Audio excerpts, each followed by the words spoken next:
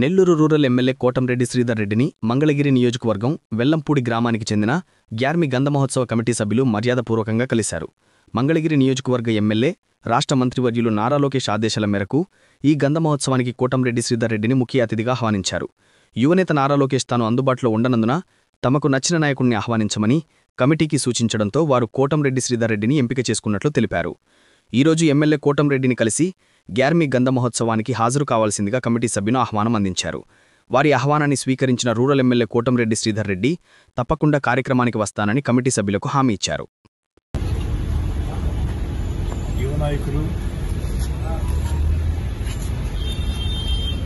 Telugu Desam party ఆశాకిరణం Nara Lokesh గారి సొంత నియోజకవర్గం మంగళగిరి. ఆ మంగళగిరిలో సోదరులు పెద్ద ఎత్తున వెల్లంపూడిలో గంధ మహోత్సవం, ఆ గంధ మహోత్సవానికి ముఖ్య అతిథిగా ఆహ్వానించడానికి ప్రత్యేకంగా ధన్యవాదాలు చేసుకుంటూ తప్పకుండా 18వ సాయంత్రం ఆ కార్యక్రమంలో నారా లోకేష్ గారు ఇచ్చిన ఆదేశాన్ని తప్పకుండా పాటిస్తారు. మంగళగిరి నియోజకవర్గంలోని తాడేపల్లి మండలం వెల్లంపూడి గ్రామంలో ఈ నెల 18వ తారీఖు ఎంతో ప్రతిష్టాత్మకంగా జరిగే గ్యార్మి పండుగకి నారా లోకేష్ గారిని ముఖ్య అతిథిగా పిలవటం జరిగింది. లోకేష్ గారు అందుబాటులో ఉండకపోవటం వల్ల ఎవరినో ఒకరిని తన ప్రతినిధిగా పంపుతానని అనటం జరిగింది.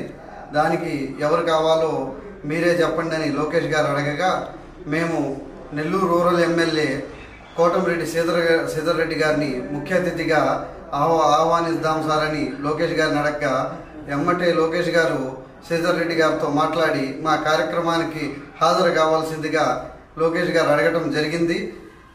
ఎమ్మటే లోకేష్ గారు అడిగిన తదుపరి శ్రీధర్ రెడ్డి గారు మా కార్యక్రమం రావడానికి అంగీకరించారు. కావున ఈరోజు మేము నెల్లూరు రూరల్ కార్యాలయంలో ఎమ్మెల్యే గారి కార్యాలయంలో శ్రీధర్ రెడ్డి గారిని కలవటం జరిగింది. వారు కలిసిన వెంటనే మమ్మల్ని ఎంతో ఆనందంగా పలకరించి తప్పనిసరిగా కార్యక్రమానికి హాజరవుతానని మాట ఇవ్వటం జరిగింది. ఇందువల్ల మా కమిటీ వారందరూ ఎంతో ఆనందంగా శ్రీధర్ రెడ్డి గారికి ధన్యవాదాలు తెలపడం జరిగింది.